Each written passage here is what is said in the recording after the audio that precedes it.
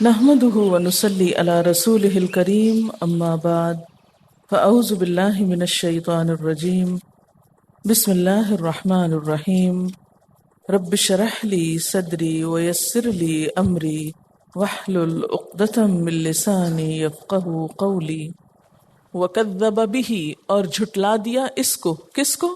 اللہ کی کتاب کو یا حق کو یا عذاب کو، قوموں کا، تیری قوم نے۔ کس کی طرف اشارہ ہے؟ اہل مکہ کی طرف۔ یہ اہل مکہ تجھ کو نبی نہیں مان رہے، تیرے ساتھ بھیجی ہوئی کتاب کو نہیں مانتے۔ وَهُوَ الْحَقُّ، حالانکہ وہ تو حق ہے۔ قُلْ لَسْتُ عَلَيْكُمْ بِوَكِيلٍ، ان سے کہہ دو کہ میں تم پر وکیل نہیں بنایا گیا، میں تم پر حوالہ دار نہیں بنایا گیا، یعنی میرا کام کیا ہے؟ تمہیں پہنچا دینا، زبردستی کرنا نہیں۔ لیکن آج ہم کیا چاہتے ہیں کہ جس چیز کو ہم حق سمجھتے ہیں جبرن ہم دوسرے کو منوا کے چھوڑیں۔ لِكُلِّ نَبَإٍ مُسْتَقَرٌّ، ہر خبر کا ایک وقت مقرر ہے، ہر بات کا ایک وقت مقرر ہے، اس لیے جلد بازی سے پرہیز کرنا چاہیے۔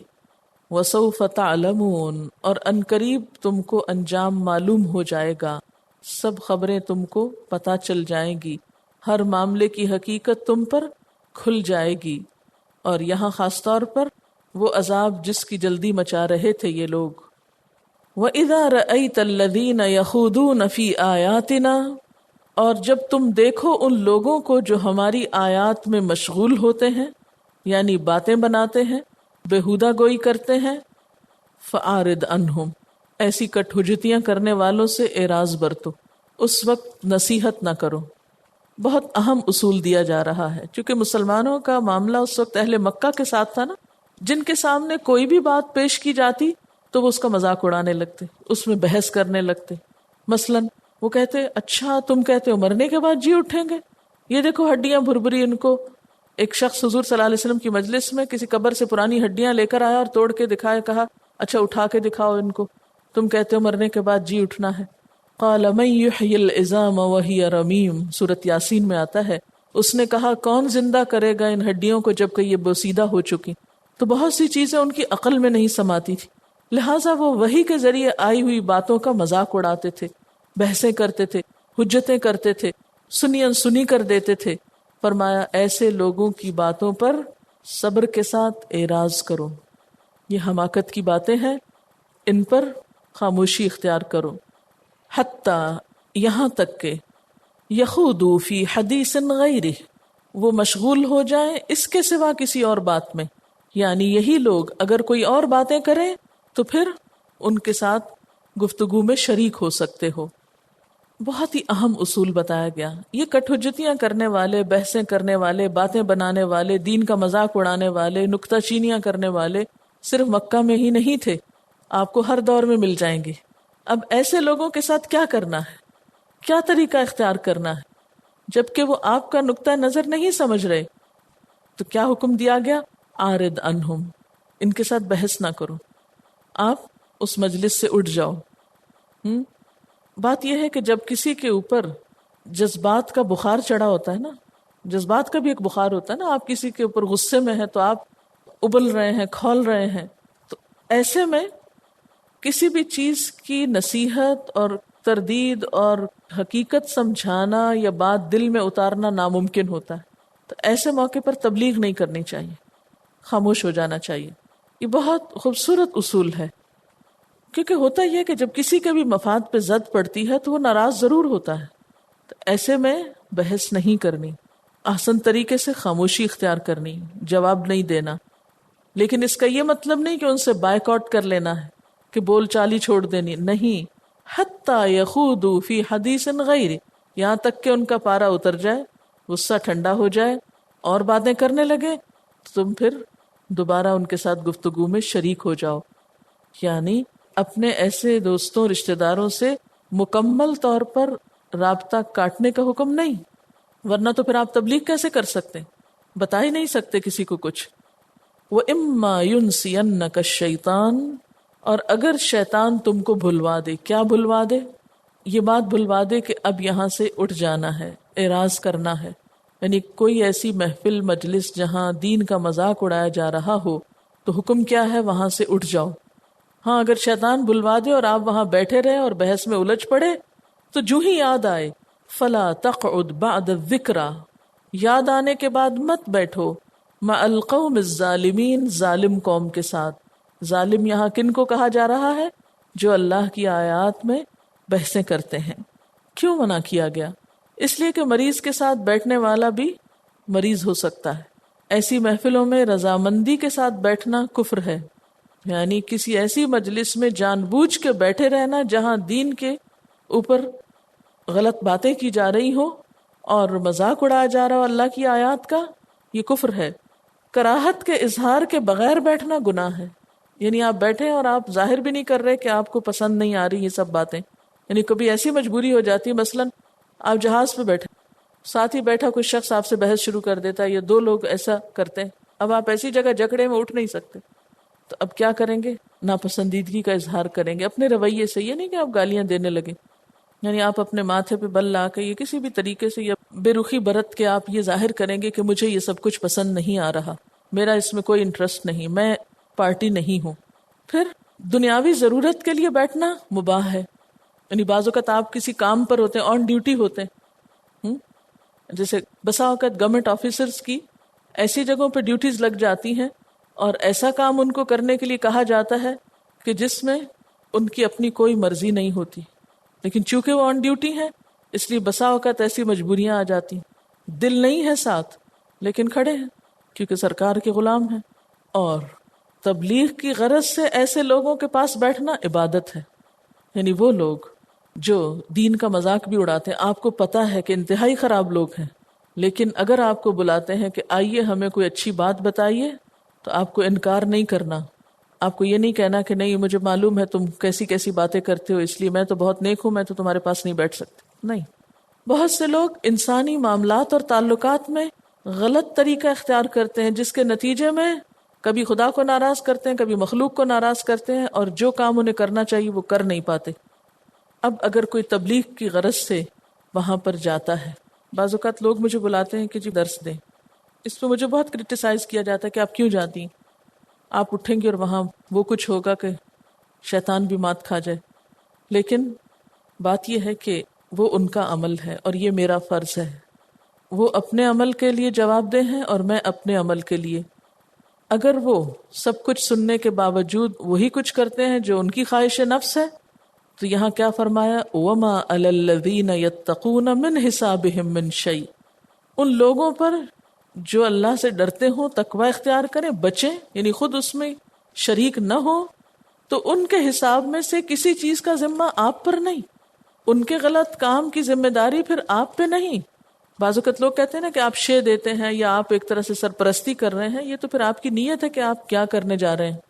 بعض اوقات ان لوگوں کو پتہ ہی نہیں ہوتا، کہیں خبر ہی نہیں، جانا ہی نہیں، اور بعض اوقات پتہ بھی ہوتا ہے تو صرف کریٹیسزم سنا ہوتا ہے، انہیں نہیں معلوم کہ حرام کیا ہے حلال کیا ہے. اور اگر معلوم بھی ہے تو وہی جہالت والی حالت ہے نا، جہل اور جہالت. شاید جہل تو نہ ہو لیکن جہالت تو ہوتی ہے کہ اللہ تعالیٰ جو چاہتے ہیں ہم وہ نہیں کر رہے ہوتے. تو بہت سے لوگ جو دین کی طرف آ جاتے ہیں انہیں اپنی رشتہ داریوں میں، خاندانی تعلقات میں، معاشرتی تعلقات میں ایسی بہت سی مشکلات کا سامنا کرنا پڑتا ہے. نہ تو تعلق کاٹا جا سکتا ہے، نہ رشتے کاٹے جا سکتے ہیں، اور نہ ہی انسان معاشرے سے الگ تھلگ ہو کر کسی پلانٹ پہ جا کے جی سکتا ہے. اس کو اسی دنیا میں رہنا ہوتا ہے. اس دنیا میں رہتے ہوئے اپنی حدود کو کس طرح قائم رکھا جائے، کہاں تک آپ آگے جا سکتے ہیں، کہاں آپ کی حد آ جاتی ہے، کس نیت کس مقصد کے تحت کس سے کتنا مل سکتے ہیں، کس کے ساتھ کیا معاملہ کر سکتے ہیں، وہ سب یہاں بتا دیا گیا. کیا کہ جب لوگ اللہ کی آیات کا مذاق اڑا رہے ہیں اس وقت تو وہاں سے اٹھ جاؤ، وہاں نہ بیٹھو. اور اٹھتے ہوئے یہ نہیں کہ آپ کرسی پٹخائیں اور پاؤں مارتے ہوئے تکبر کا اظہار کرتے ہوئے اٹھیں، یہ طریقہ درست نہیں. باوقار انداز میں حلم کے ساتھ اچھے انداز سے آپ کا وہاں سے اٹھ جانا، ایبسنٹ ہو جانا کافی ہے دوسروں کو احساس دلانے کے لیے. پھر جب وہ اپنا وہ سب کچھ کر چکے اور آپ دیکھیں کہ اب محفل کا موضوع بدل گیا ہے، وہ خرابی کا وقت گزر گیا ہے، تو آپ جا سکتے ہیں. حتی یخوضوا فی حدیث غیری. پھر اگر آپ چلے گئے اور آپ کے سامنے سب کچھ شروع ہو گیا اور آپ کو بھی یاد نہ رہا کہ مجھے یہاں سے اٹھنا تھا، فرمایا جو ہی یاد آئے اسی وقت اٹھ جاؤ. یہ سوچ کے نہیں آدھا وقت تو گزر گیا اب کیا اٹھنا، اب تو بیٹھے ہی رہو. نہیں، جب یاد آئے تو اٹھ جاؤ. ظالم لوگوں کے ساتھ نہ بیٹھو، کیونکہ خدا نہ خواستہ ظلم کی حالت میں اگر کسی پر عذاب آ گیا تو تم بھی ساتھ جاؤ گے.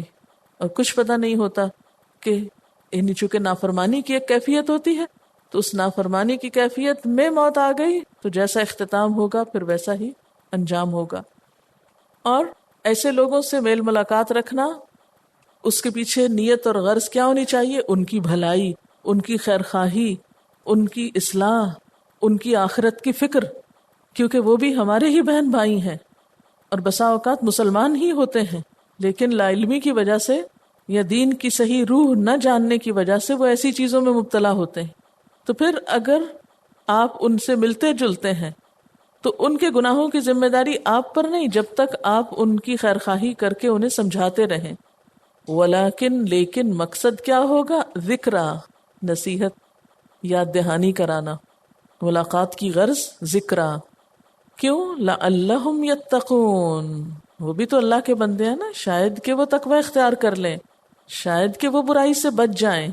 اور آپ کے سامنے ہے مکہ کی مثال کہ وہی لوگ جو ہر طرح کے فساد اور شر میں مبتلا تھے پھر بالآخر تقوی کے اعلیٰ معیار پہ پہنچ گئے. اس لیے کسی کے بارے میں آپ یہ نہیں کہہ سکتے کہ وہ آج اگر غلط کام کر رہا ہے تو ساری زندگی کرتا چلا جائے گا، معلوم نہیں کس وقت اس کو نصیحت ہو جائے. کہتے ہیں نا کہ کسی کتاب کو اس کے کور سے جج نہ کرو، لیکن ہماری عادت یہی ہوتی ہے کسی کتاب کا ٹائٹل اچھا لگے تو وہ فوراً خرید لیتے ہیں چاہے اس کے اندر کچھ نہ ہو. تو ہم بھی لوگوں کو صرف ان کے ظاہری حلیے سے جج کرتے ہیں، کیسا پہنا ہوا ہے، کیا بول رہے ہیں، لیکن ان کے دل نہیں ہمارے سامنے ہوتے. اس لیے کسی کو حقیر نہ سمجھو، خیرخواہی اور خلوص کے ساتھ کوشش جاری رکھو. لعلہم یتقون، شاید کہ وہ بھی متقی بن جائیں. وذر الذین، اور چھوڑ دو ان لوگوں کو، اتخذوا دینہم لعبا ولہوا، جنہوں نے اپنے دین کو کھیل تماشا بنا لیا ہے. ایسے لوگوں کو چھوڑ دو، ایسے لوگوں کے پاس تو بالکل نہ پھر بیٹھو. عبداللہ بن عباس نے فرمایا اللہ تعالیٰ نے ہر امت کے لیے عید کا ایک دن مقرر کیا تاکہ اس دن وہ اللہ کی بڑائی کریں اور عبادت کریں اور اللہ کی یاد سے اس کو معمور کریں، مگر بعد کے لوگوں نے اپنی عید کو کھیل تماشا بنا لیا. تو یہ ہے دین کو کھیل تماشا بنانا. یہ تفسیر کس نے کی ہے؟ عبداللہ بن عباس نے رضی اللہ تعالی عنہ. یہاں پر بنیادی طور پر کیا کہا جا رہا ہے؟ جو لوگ دین کو کھیل تماشا بنائیں ان کو چھوڑ دو. تو پھر دین کو کھیل تماشا بنانا کیا ہے؟ عبداللہ بن عباس کی تفسیر سے کیا پتہ چل رہا ہے کہ جو دینی شاعر کو انٹرٹینمنٹ اور انجوائمنٹ کا ذریعہ بنا لے ان سے بچ کے رہو، کیونکہ یہ بدعات کے مرتکب ہوتے ہیں. اور بدعت ایسی گمراہی ہوتی ہے جس پہ توبہ بھی نصیب نہیں ہوتی. دیکھیں نا، کوئی کفر کرتا ہے، شرک کرتا ہے، تو گناہ کرتا ہے تو اس کو احساس ہوتا ہے میں نے غلط کیا، وہ توبہ کرتا ہے. لیکن جو بدعت کرتا ہے وہ ایک غلط چیز کو نیکی سمجھ کے کر رہا ہوتا ہے، اس لیے اس کو توبہ بھی نصیب نہیں ہوتی. اب دیکھیے کہ جتنے بھی دینی عمل ہیں ان کا مقصد کیا ہے؟ مثلا قرآن پڑھنے کا مقصد کیا ہے؟ ہمارے اندر اچھے برے کی پہچان ہو، اللہ تعالیٰ کا قرب نصیب ہو، اللہ تعالیٰ کو راضی کرنے کے طریقے پتہ چلے. لیکن آپ دیکھیے کہ ہمارے ملک میں یا ہماری سوسائٹی میں قرآن پڑھنے کو بھی ایک رسم بنا لیا گیا قرآن خوانی کے نام سے. چلیے اس میں کوئی حرج نہیں کہ اگر کہیں مل بیٹھ کے آپ قرآن پڑھ رہے ہیں، اس سے منع نہیں کیا گیا. وہ حدیث میں آتا ہے نا صحیح مسلم کی کہ جب بھی کچھ لوگ مل بیٹھ کر اللہ کے گھروں میں سے کسی گھر میں جمع ہوتے ہیں، اللہ کی کتاب کی تلاوت کرتے ہیں، اسے سیکھتے سکھاتے ہیں، تو اللہ کی رحمت ان پہ نازل ہوتی ہے، فرشتے ان کو گھیر لیتے ہیں، ان کے دلوں میں سکینت اترتی ہے. تو کہیں بھی مل بیٹھ کے قرآن پڑھنا منع نہیں، لیکن اس میں کیا چیز پسندیدہ نہیں کہ انسان اسے محض ایک فنکشن کی حیثیت دے دے. تو قرآن کی روح کیا ہے کہ اس کے آنے کا مقصد کچھ اور ہے. اسی طرح عید کیا ہے؟ قرآن پاک میں کیا تھا؟ وَلِتُكَبِّرُ اللَّهَ عَلَى مَا هَدَاكُمْ، تکبیریں پڑھنے کو کہا گیا اس دن. لیکن ہماری توجہ کس پہ ہوتی ہے؟ چاند رات میں چوڑیاں پہننے پر، مہندی لگانے پر، کھانے پکانے پر، شغل میلہ کرنے پر، اور فجر کی نماز بھی جاتی ہے بسا اوقات ساری رات جاگ کے، پھر سویرے اٹھ کے سوئے رہتے ہیں وہ برکت اور دعاؤں کے وقت میں، نماز پڑھنے نہیں جاتے، اور پھر باقی وقت ٹیلی ویژن پہ بیٹھ کے ہنسی مذاق کے پروگرام دیکھتے رہتے ہیں، سارا دن ایک انٹرٹینمنٹ اور ایک انجوائمنٹ کے موڈ میں رہتے ہیں، حتیٰ کہ پھر ظہر کی نماز، وہ مہینہ بھر جو نمازوں کی عادت ہوئی تھی، ڈے 1 عید کے دن پہ ہی سب بھلا کے رکھ دیتے، سب صفائی کر دیتے ہیں۔ تو یہ ہم نے دین کو کیا بنا لیا؟ یعنی اس عبادت کو کھیل تماشا بنا لیا۔ اب دیکھیں کہ کرسچنز کے ہاں کرسمس کیا ہے، اتنی کمرشلائز ہو گئی ہے کہ ہر چیز مٹیریلائز کر لی انہوں نے، یعنی وہ کاروبار کا ایک بہترین مہینہ قرار پایا، ہر شخص خرید رہا ہے۔ اسی طرح ہمارے ہاں بھی آخری راتیں عبادت کی راتیں ہوتی ہیں، آخری عشرے میں طاق راتیں ہوتی ہیں، لیکن آپ نے دیکھا ہوگا انہی آخری عشرے کی راتوں میں ہمارے بازار ساری ساری رات کھلے رہتے ہیں، نہ دکانداروں کو عبادت کا موقع ملتا ہے اور نہ خواتین کو ملتا ہے، بلکہ اسپیشل شاپنگ کے لیے اور بسا اوقات شاپنگ کے لیے بھی نہیں جاتے، صرف بازار میں گھومنے پھرنے موج میلے کے لیے جاتے ہیں۔ تو یہ بھی دین کو کھیل بنانا ہے۔ نبی صلی اللہ علیہ وسلم دنیا میں کس لیے تشریف لائے تھے؟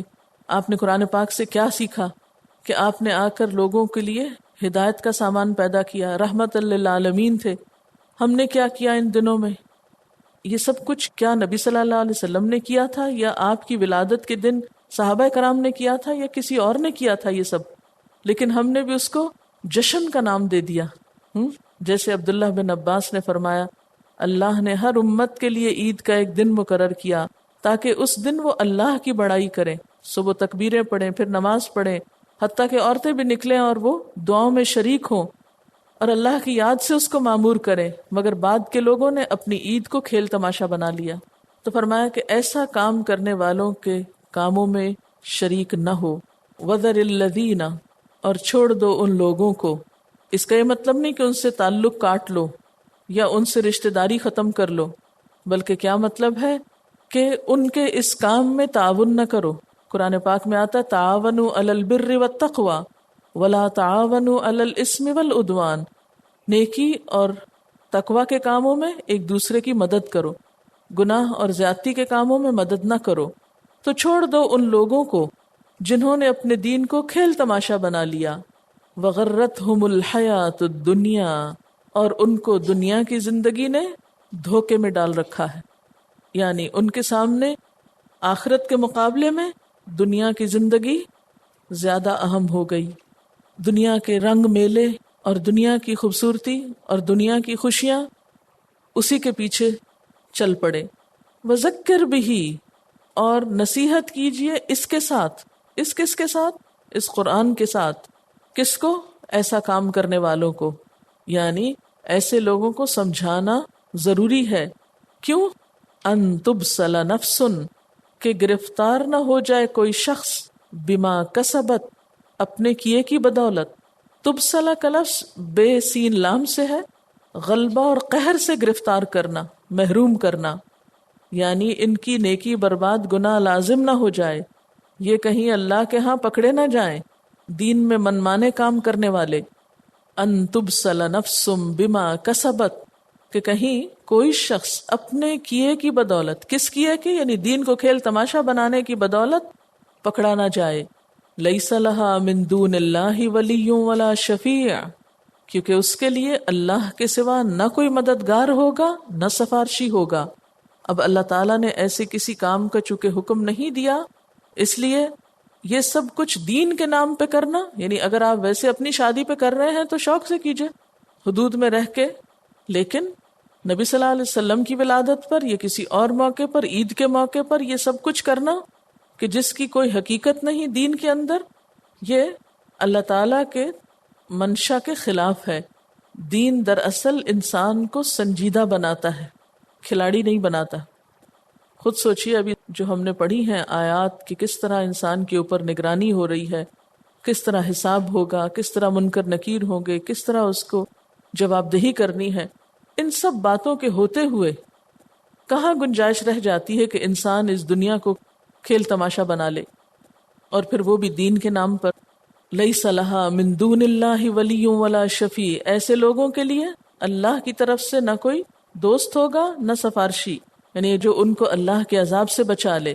وَإِن تعدل، اور اگر وہ بدلا دے، کل عدل، ہر طرح کا بدلہ، لا یؤخذ منہا، وہ اس سے لیا نہ جائے گا. اگر وہ کسی بھی قسم کا بدلہ دینا چاہے، یعنی اپنی جان کو چھڑانے کے لیے کوئی ایکولی چیز پیش کرنا چاہے، تو وہ اس سے قبول نہ کیا جائے گا، جیسے پیچھے بھی آپ سورۃ البقرہ میں پڑھ چکے ہیں.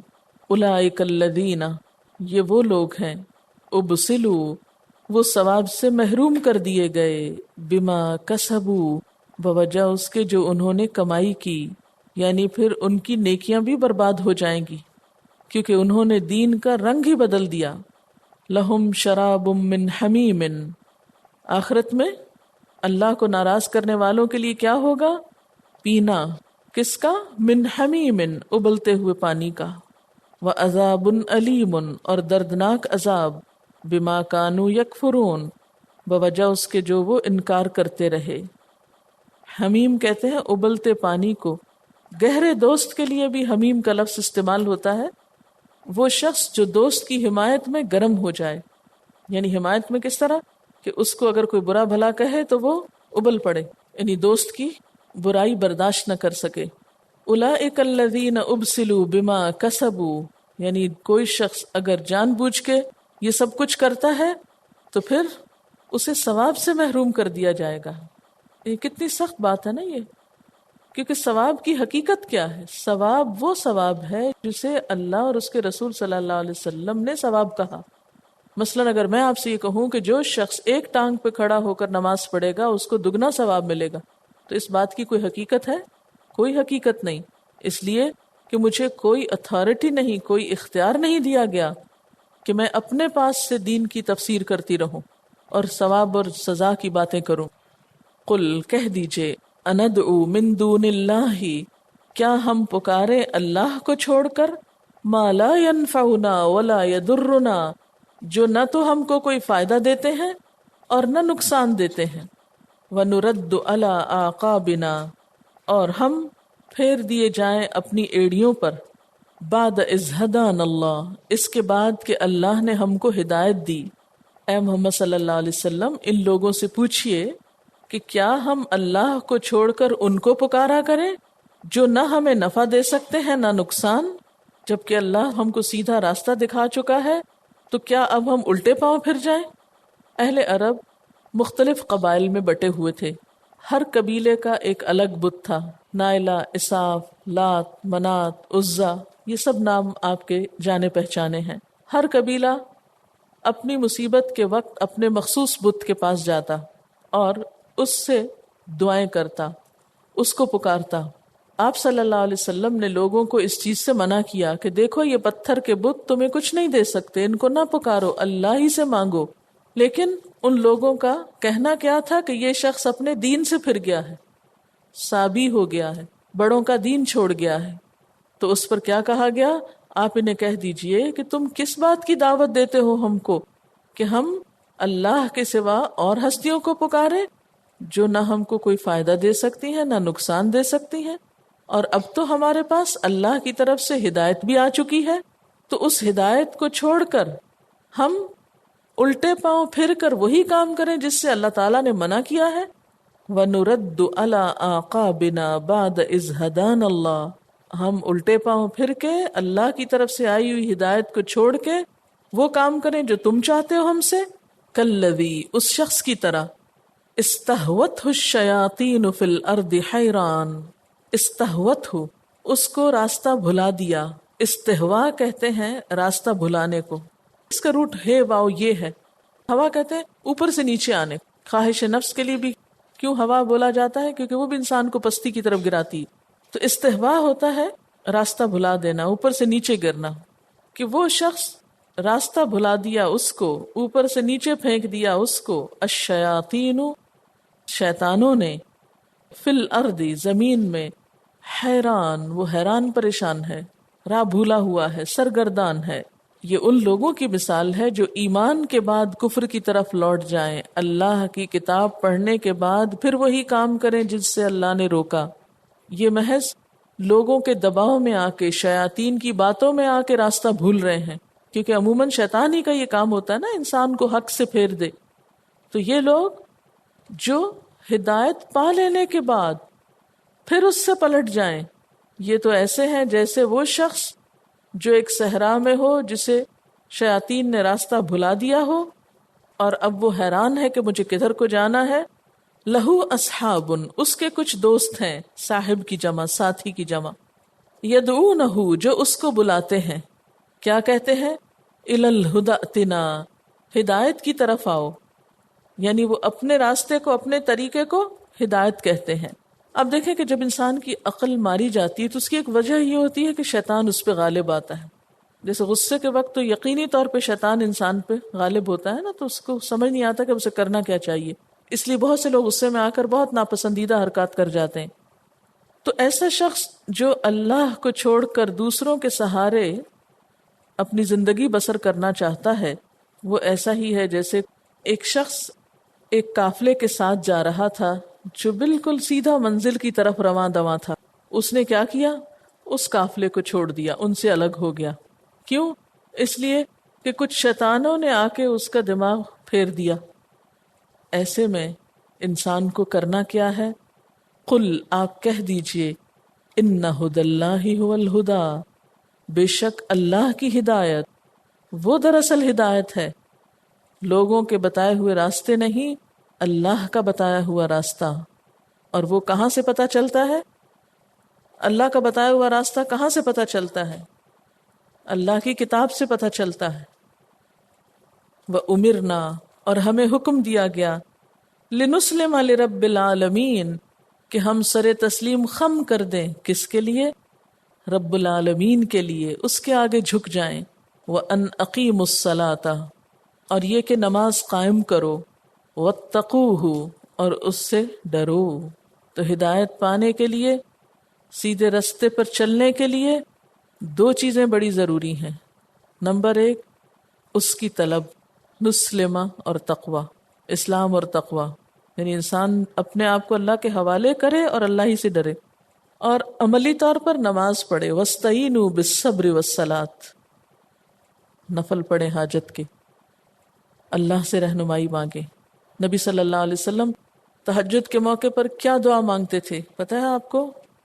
آپ صلی اللہ علیہ وسلم نماز تہجد کے شروع میں اللہ اکبر کہنے کے بعد یہ دعا پڑھا کرتے تھے، اللہم رب جبرائیل و میکائیل و اسرافیل فاطر السماوات والارض عالم الغیب والشہادہ انت تحکم بین عبادک فیما کانوا فیہ یختلفون اہدنی لما اختلف فیہ من الحق باذنک انک تہدی من تشاء الی صراط مستقیم. اے اللہ، جبرائیل اور میکائیل اور اسرافیل علیہم السلام کے رب، زمین و آسمان کے پیدا کرنے والے، حاضر اور غائب کے جاننے والے، لوگ جن معاملات میں اختلاف کر رہے ہیں تو ہی ان کا فیصلہ کرے گا. اے اللہ، جن کاموں میں اختلاف کیا گیا ہے ان میں میری رہنمائی فرما، یقیناً جسے تو چاہتا ہے سیدھے راستے کی ہدایت دیتا ہے. کتنی خوبصورت دعا ہے.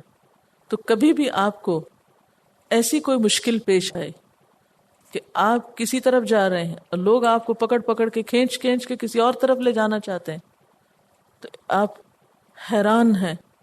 استہوت الشیاطین فی الارض حیران لہو اصحاب یدعونہ الی الہدی ائتنا. ہدایت ہمارے پاس ہے، ادھر آؤ، ہم سیدھے رستے پہ، باقی سب دنیا گمراہ ہے.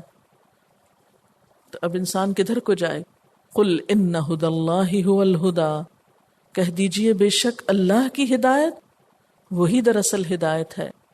وَأُمِرْنَا، اور ہمیں حکم دیا گیا، لِنُسْلِمَ لِرَبِّ الْعَالَمِينَ، کہ ہم رب العالمین کے لیے سر تسلیم خم کر دیں، جھک جائیں. وَأَنْ أَقِيمُوا الصَّلَاةَ وَاتَّقُوهُ، اور یہ کہ نماز قائم کرو اور اس سے ڈرتے رہو. وَهُوَ الَّذِي إِلَيْهِ تُحْشَرُونَ، اور وہ اللہ ہی وہ ذات ہے جس کی طرف تم سب سمیٹے جاؤ گے، اکٹھے کیے جاؤ گے. وآخر دعوانا ان الحمد للہ رب العالمین. سبحانک اللہم وبحمدک نشہد ان لا الہ الا انت نستغفرک ونتوب الیک. السلام علیکم ورحمۃ اللہ وبرکاتہ.